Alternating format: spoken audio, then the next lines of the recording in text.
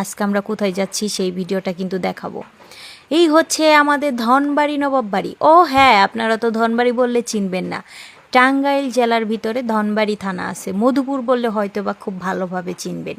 তো যাই হোক না কেন, এইখানে আমরা চলে আসছি, আমার সাথে কিন্তু আমার কাজিন আছে। তো যাই হোক, আমরা অনেক দিনের ইচ্ছে ছিল যে এখানে যাবো। আমি এর আগে অনেকবার আসছি, কিন্তু হচ্ছে আমার কাজিন কখনো আসে নাই, ওরা আমি নিয়ে আসলাম। আর সবচেয়ে বড় বিষয় যেটা হচ্ছে, আমরা কিন্তু ফ্রি এখানে ঢুকে গেছি, বুঝতে পারছেন। যারা যারা ফ্রি যেতে চান অবশ্যই কিন্তু আমাকে কমেন্ট করবেন, আমার সাথে যোগাযোগ করবেন, আমি ফ্রি ঢুকাই দিতে পারবো।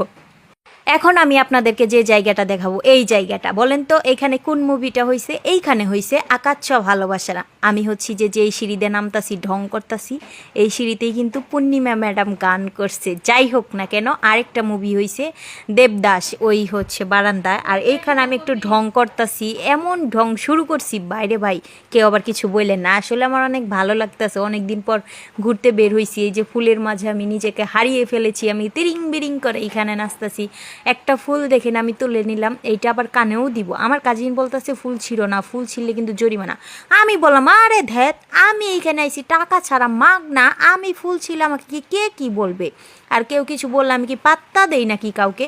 এই যে আপনাদেরকে রাজপ্রাসাদটা দেখাবো, বাইরে ভাই কি কপাল নিয়ে জন্ম নিছি। এই রাজপ্রাসাদে যদি আমার এই নবাব যদি আমার হইতো, স্বামী হইতো, তাও নিজের ধন্য মনে করতাম, এটাও হয় নাই।